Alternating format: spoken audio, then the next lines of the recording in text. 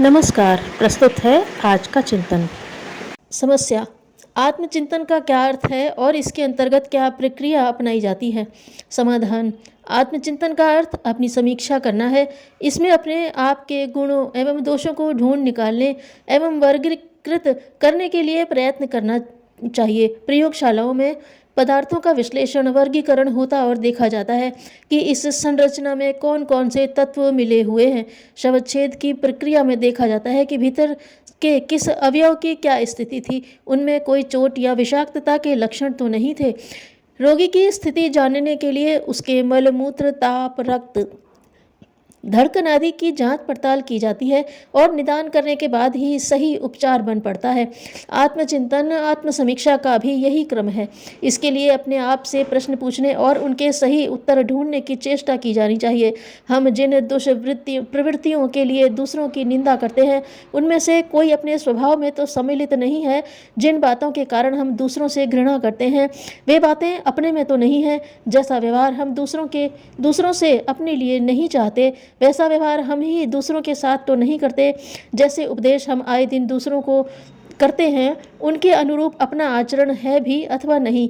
जैसी प्रशंसा और प्रतिष्ठा हम चाहते हैं, वैसी विशेषताएं हम में हैं या नहीं। इस तरह का सूक्ष्म आत्मनिरीक्षण स्वयं व्यक्ति को करना चाहिए और अपनी कमियों को ढूंढना चाहिए। समस्या। क्या शिक्षा का प्रयोजन छात्रों को कमाऊ बना देना भर होना चाहिए? समाधान। शिक्षा का प्रयोजन छात्रों को कमाऊ बना देना भर नहीं होना चाहिए। शिक्षा का उद्देश्य इससे अधिक विस्तृत होना चाहिए। शिक्षा का उद्देश्य होना चाहिए यथार्थता का ज्ञान। दुनिया वैसी ही नहीं जैसी कि हमें दिखाई देती है या बताई जाती है। व्यक्ति और समाज की समस्याएं वही नहीं हैं जिनकी चर्चा की जाती रहती है। यथार्थता की तली तक पहुंचने के लिए किस प्रकार की गोताखोरी की जानी चाहिए, जीवन का क्षेत्र कितना बड़ा और कितना गहरा है, उसे ठीक तरह समझने और उपलब्धियों से लाभान्वित होने के लिए सोचने और करने का सही तरीका क्या होना चाहिए, इसकी कला को सिखाना शिक्षा का उद्देश्य है।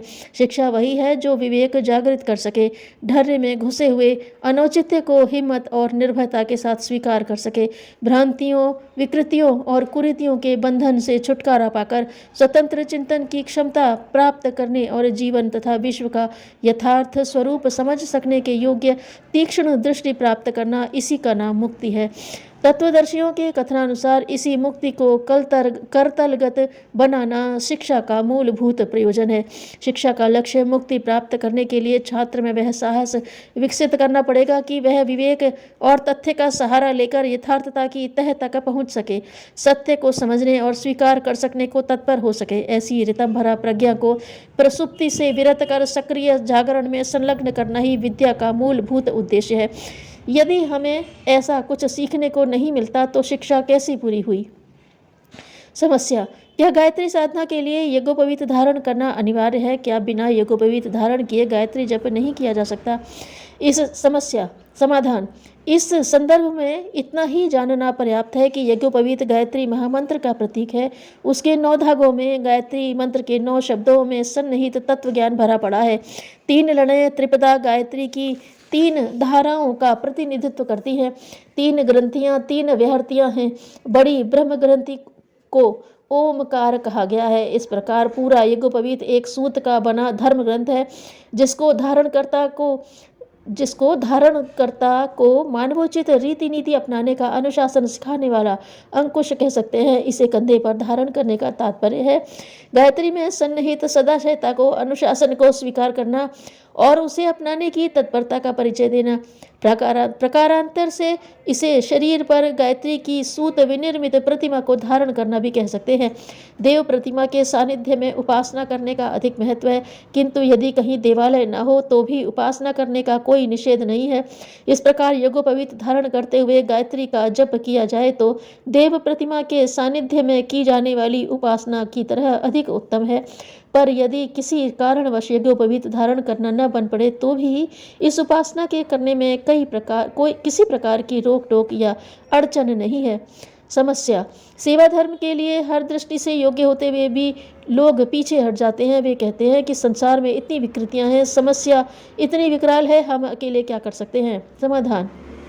सेवा कार्य तो आरंभ हुआ नहीं कि उसके परिणाम पर दृष्टि पहले चली गई। यदि अन्य लोग जो सार्वजनिक समस्याओं के समाधान के लिए निकलते हैं वे भी ऐसा सोच लें तो संसार में सेवापरक गतिविधियां चलेंगी ही नहीं। समाज में यह स्थिति सदैव बनी रहने वाली है। जनसाधारण स्थूल दृष्टि से ही हर वस्तु का मूल्यांकन करते हैं, इसीलिए सेवा साधना के असाधारण लाभों को समझ नहीं पाते और उसके लिए आगे आने में सहयोग देने में झिझकते हैं। परिणाम क्या होगा यह सोचे बिना अपनी सामर्थ्य और स्थिति के अनुसार प्रयास प्रारंभ कर देना सेवा भावना की पहली शर्त है।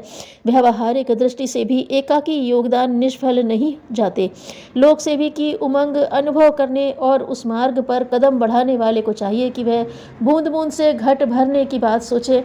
जब कोई साहसी लोक सेवी उस क्षेत्र में पहल करता है, प्रसन्नतापूर्वक अकेला ही आगे बढ़ जाता है, तो लोगों का भ्रम दूर होता है। सेवा साधना के लाभ सबको दिखने लगते हैं और लोक सेवी को सम्मान से लेकर सहयोग समर्थन तक दिया जाने लगता है।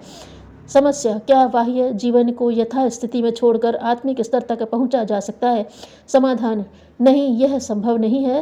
पुराकालीन ऋषि मुनियों ने भी उच्च स्तरीय अध्यात्म में छलांग नहीं लगाई। उन्होंने भी अभ्यास द्वारा पहले अपने बाह्य जीवन को ही परिष्कृत किया और तब क्रम से उस आत्मिक जीवन में उच्च साधना के लिए पहुंचे थे। यह नियम था कि पहले बाह्य जीवन में व्यावहारिक अध्यात्म का समावेश करके उसे सुख शांतिमय बनाया जाए। इस प्रसंग में जो भी पुण्य, परमार्थ अथवा पूजा उपासना अपेक्षित हो उसे करते रहा जाए। लौकिक जीवन को सुविकसित और सुसंस्कृत बना लेने के बाद ही आत्मिक अथवा अलौकिक जीवन में प्रवेश किया जाए। जीवन यापन की यह विधि ही जीवन जीने की कला है, जिसके द्वारा हम स्वयं अधिक सुखी, शांत और संतुष्ट रह सके, साथ ही दूसरों को भी उसी प्रकार रहने में सहयोगी बना सके। और यही वह प्रारंभिक अध्यात्म है जिसके द्वारा जीवन निर्माण होता है और आत्मा की सूक्ष्म अध्यात्म साधना का पथ प्रशस्त होता है। हम सबको इसी सरल एवं साध्य अध्यात्म को लेकर क्रम से आगे बढ़ना चाहिए। उल्लंघन करने वाले कभी सफलता के अधिकारी नहीं बन सकते। लौकिक जीवन की निकृष्टता आत्मिक जीवन के मार्ग में पर्वत के समान अवरोध सिद्ध होती है। सहसा आदि से अंत पर कूद जाने का प्रयत्न करना एक ऐसी असफलता को आमंत्रित करना है जिससे न तो ठीक से जीवन जिया जा सकता है और न उच्च स्तरीय साधना को सामान्य बनाया जा सकता है। उद्योगी व्यक्ति सदा संपन्न रहता है। धन्यवाद।